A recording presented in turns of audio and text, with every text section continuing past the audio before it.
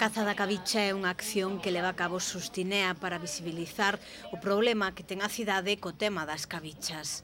Este grupo de voluntarios percorrerá cada semana un barrio diferente para convidar os veciños, sobre todo os fumadores, a ter unha actitude máis responsable e cívica coa cidade. Porque vemos que están plantadas como se foran sementes, que se utilizan os alcorques das árbores como se fora un cinseiro. A verdade é que nos gustaría mesmo nos parques, que moitas veces ve xogar os cativos facendo castelos con cabichas. Todos temos sobriños, nenos e demais, e nos gustaría que xogaran nun ambiente moito máis saudable. Penso que non é só unha cuestión de facer de un investimento en papeleiras nin cinseiros, senón dunha actitude cívica, de ter vontade de facer ben as cousas. A maiores vaise instalar un cabichómetro na Praza Maior, onde estarán expostas todas as cabichas que se vayan recollendo.